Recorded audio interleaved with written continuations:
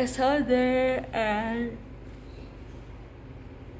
pauwi ako ng Manila ng afternoon. Baka maglinis lang ako ng bahay bago ako umuwi at di ako nakapag-edit ng videos kagabi. And ang ganda ng hair ko pagising I like it. Ganda ng hair natin today. Yun. And ayos ng gamit. I'll go to the grocery to buy some stuff for my apartment. Yun yung gagawin ko today. Leftover na truffle pasta. So, sako muna. Have brunch. Super late brunch. It's 12:15 ba? Ang leftover na truffle pasta. Tingnan natin kung ano pa rin kasarap. Sarap pa rin. Naglista na ako ng mga gagawin ko, but before I leave, kailangan ko matapos lahat ng i-edit ko na videos because I wanna be active here on YouTube again. Tapos, I'll go to the grocery to buy stuff na wala akong nabibili sa Ortigas usually. Mga nandito. Tapos, ano pa ba? I think that's it. Wala yung mga ka-roommates ko sa Ortigas today.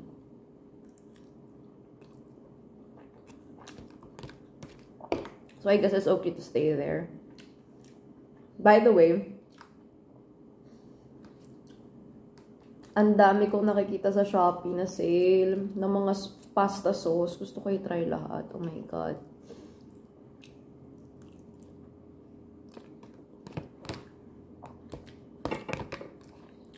I wanna watch out yung kinakain ko. So, nag-search na ako ng mga whole wheat, gluten-free, mga keto-friendly na mga food items on Shopee. Ang gaganda ng mga yung mga nagustuhan ko. And ang total ko na checkout doon is 4,000 pesos. So, mamaya i-check ko pa. Kasi sabi ko, hindi pwede ganito kalaki. Dapat 1K lang yung budget ko. Kasama na yung shipping. So, yeah. I'll check again the items there.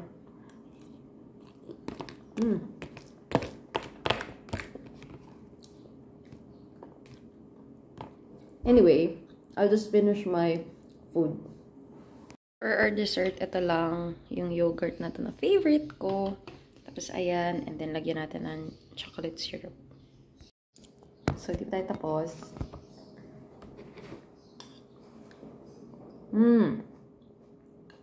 Ang sarap.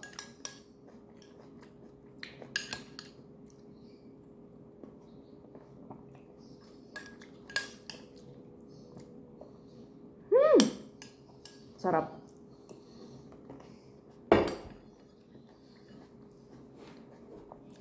I'm trying to be healthy.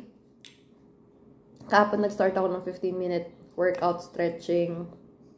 So, bago ako maligo today, yun ulit yung gagawin ko. And mag-jogging ako later. Tapos, I wanna eat healthy food. Siyempre, hindi ko pa rin kayang mawala yung sweets. But we'll see. Basta gusto kong mag-lose ng weight this year.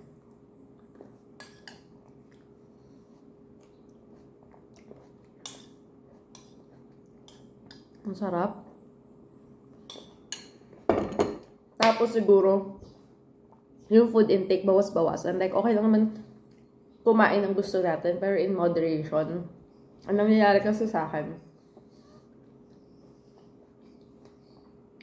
sobra yung food intake ko. Lagi akong, mabilis yung metabolism ko, maybe because bata pa. Pero nararamdaman ko na rin yung hirap ng paglulus ng weight. So, 2023, grabe talaga yung mga eat-outs ko. Kahit noong 2022, grabe din eh. So, siguro in moderation na yung ginagawa ko ngayon. Ayoko na yung sobra-sobra kong busog lagi. So, yun.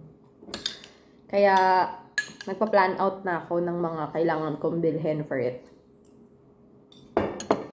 Hi! I'll do a quick voiceover kasi ang lalakas na ng music dito sa my groceries nung pumunta ako. So, bumili lang ako ng mga kailangan ko sa bahay. Snacks, food, and then pauwi na ako neto ng Manila pero I wasn't able to vlog anymore.